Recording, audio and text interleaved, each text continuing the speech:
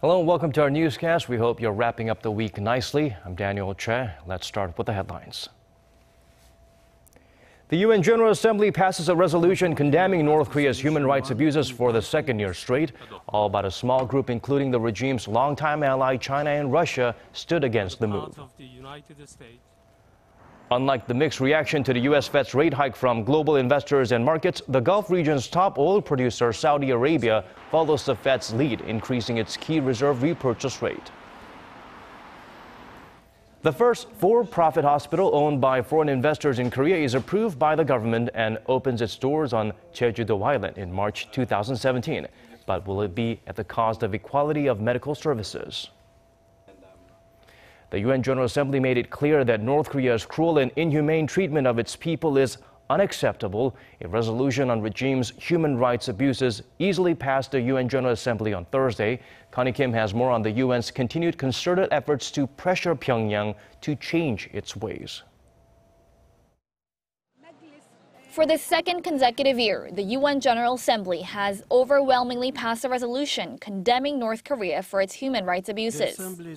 Of the 193 member nations, 119 voted in favor, 48 abstained, and 19 voted against it. As with last year's, the resolution condemns the ongoing systematic, widespread, and gross violations of human rights in North Korea and encourages to hold the North Korean leadership responsible for crimes against humanity. What's new this year is that it also urges North Korea to abolish its political prison camps, immediately release its prisoners, and become a member of the International Labor Organization. Pyongyang's representative at the UN slammed the resolution, calling it a political plot and conspiracy against the regime. The draft resolution has no relevance to the genuine protection and promotion of the human rights, as it is a product of hostile police, political plot, and sinister conspiracy against the DPRK on the part of the United States, Japan, and other forces in their attempt to break down the state and social system of the DPRK. Although the resolution is not legally binding, observers in Seoul say it's expected to put pressure on the reclusive state. It's inevitable that North Korea's elite class will feel pressured. Although the regime may not comply with the resolution in the short term, there is a possibility North Korea will take measures to improve its human rights situation to ease pressure from the international community. This, experts say, could lead to talks with the UN and Pyongyang taking a more cautious approach to its human rights situation. Pressure has been mounting on the regime, especially with a recent UN Security Council meeting voicing support for a debate on referring North Korea's leadership to the International Criminal Court. Connie Kim, Arirang News. Meanwhile, over at the UN Security Council, finance ministers from member nations unanimously adopted a resolution aimed at effectively hitting the Islamic State militant group where it hurts. It urges countries to move vigorously to cut the flow of funds to ISIS by preventing its smuggling of oil and antiquities. Son Jung-in reports. It was the Council's first ever meeting in the UN's 70-year history, led by finance ministers of the 50 member nations, reflecting the gravity of threat the Islamic group poses to the world. The finance ministers unanimously passed a resolution designed to disrupt funds the extremist group gets from oil and antiquity sales, ransom payments, and other criminal activities. The resolution, drafted by the United States and Russia, is based on one that was first passed in 1999 to target al-Qaeda following the September 11th attacks on the U.S. Under the resolution, any individual or group supporting ISIS will be subject to UN sanctions, including an asset freeze, travel ban, and arms embargo. The resolution also urges a more vigorous and active participation from all countries by adopting laws that make the financing of ISIS and of other extremist groups a serious criminal offense. The landmark Security Council meeting was attended by U.S. Treasury Secretary Jacob Lew and UN Secretary General Ban Ki-moon. Just as terrorist groups are innovating and diversifying, the international community must stay ahead of the curve to combat money laundering and the financing of terrorism. ISIS is believed to be the world's wealthiest militant group with an estimated monthly revenue of $80 million coming from extortion and looted property and from smuggling oil and gas. Moon Jaein, Arirang News. The U.S. Federal Reserve's landmark decision to increase short-term interest rates is considered a game-changer in a world of abnormal monetary policies. Shin Se-min reports on how central banks around the world are responding to the Fed's rate hike. With its rate liftoff, the U.S. Federal Reserve has opened the floodgates for a shift in the world economy. Following a rally in global stocks, central banks elsewhere followed suit with rate hikes, starting with the Gulf nations. 4 of the 3 Gulf Arab states, Saudi Arabia, Kuwait, and Bahrain, reacted within half an hour of the Fed's announcement, raising a 0.25 percentage point, matching the Fed's move. The United Arab Emirates, too, climbed on board the rate ride upwards.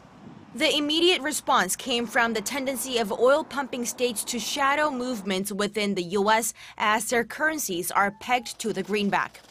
In Asia, Hong Kong, which has its currency also pegged to the dollar, also lifted its base rate by 25 basis points, putting it at 0.75%. On the other hand, Indonesia and the Philippines both kept rates steady.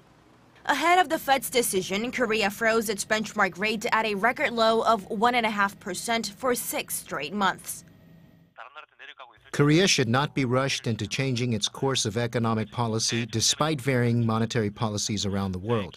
But it sure has to monitor further movements like the Fed's future gradual rate hike and the indirect impact stemming from the liftoff on emerging markets.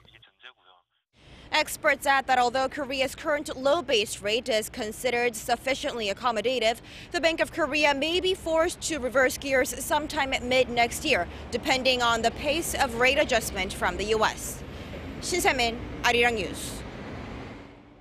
South Korea's producer prices tumbled to their lowest level in nearly 6 years last month, due largely to low oil prices. The Bank of Korea says its producer price index dropped to 99.31 in November, down 0.3% from the previous month. In October, the index fell below the benchmark 100 for the first time since April 2010.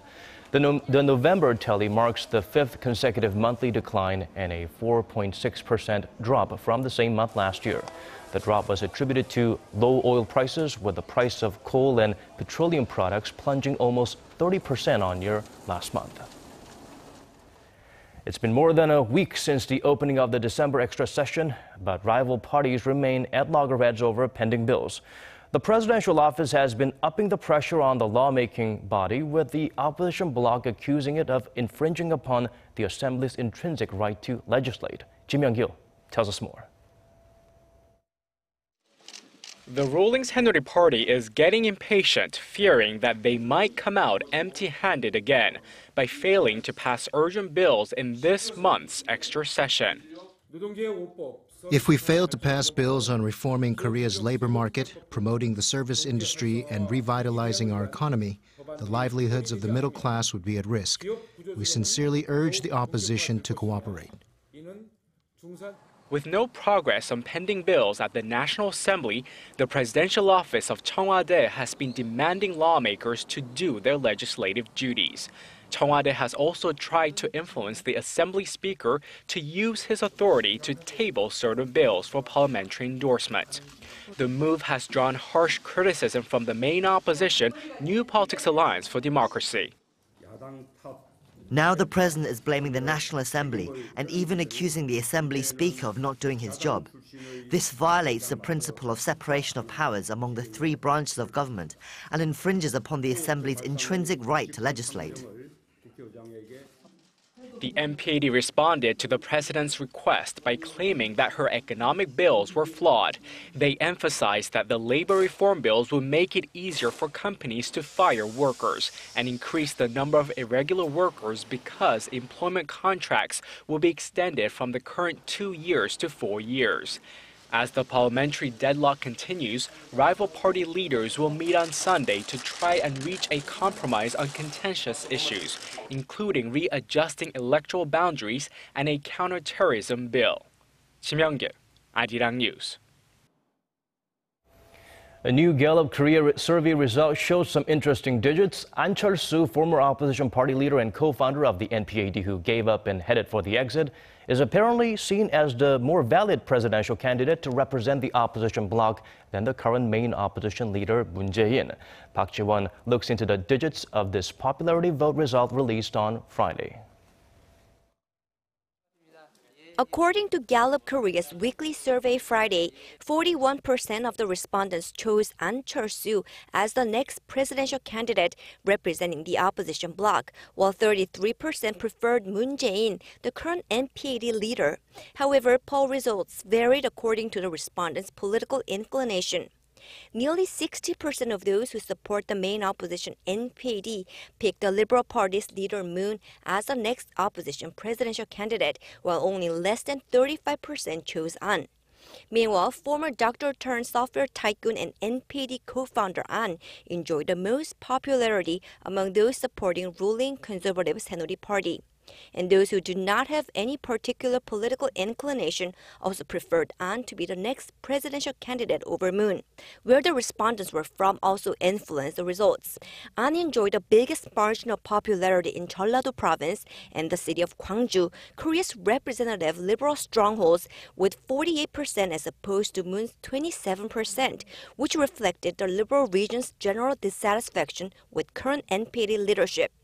As for respondents from the capital Seoul, 40% chose An as their preferred candidate to represent the opposition bloc, while 37% leaned towards Moon.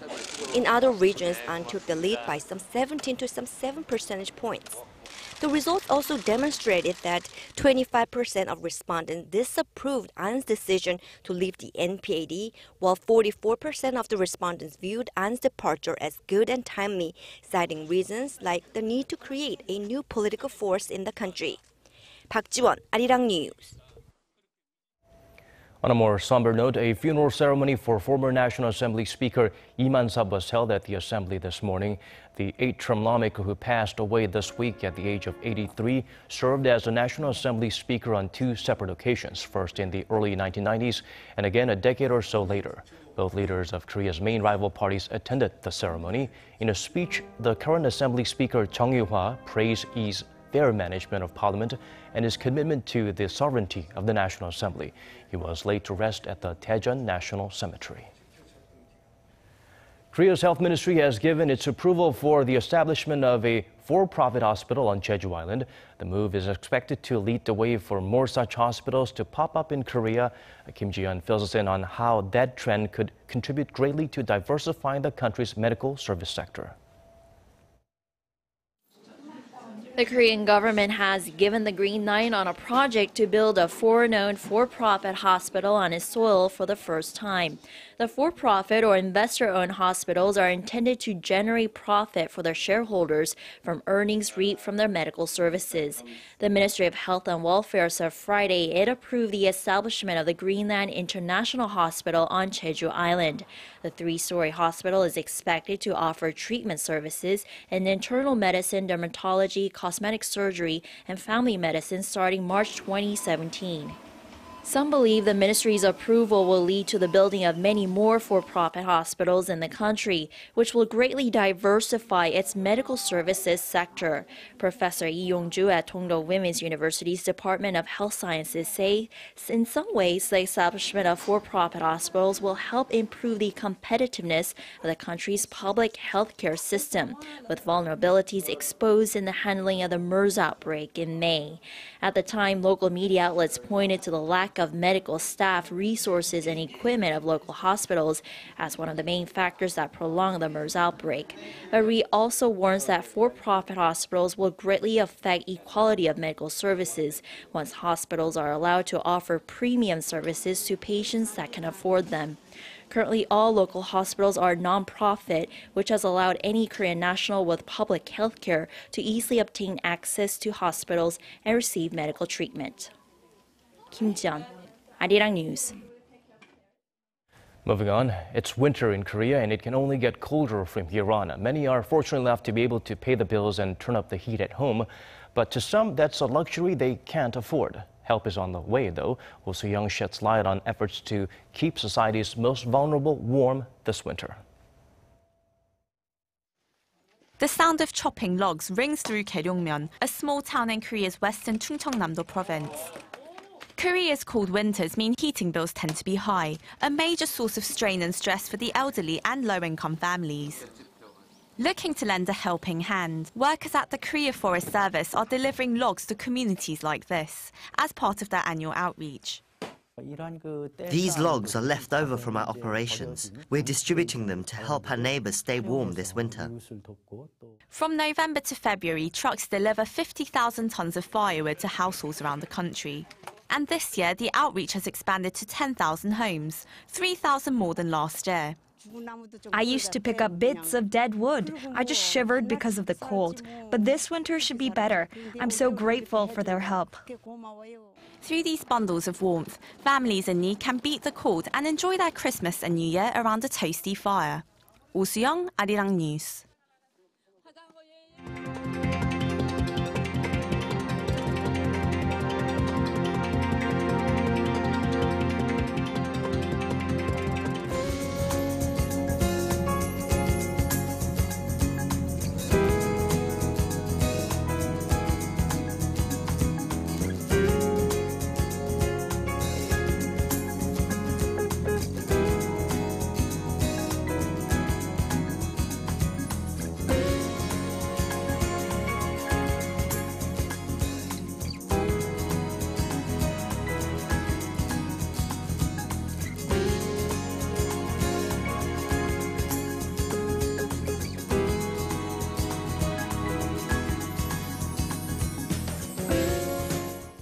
And that's the end of our newscast. More updates at 10 p.m. Korea time with News Center. Thank you for watching.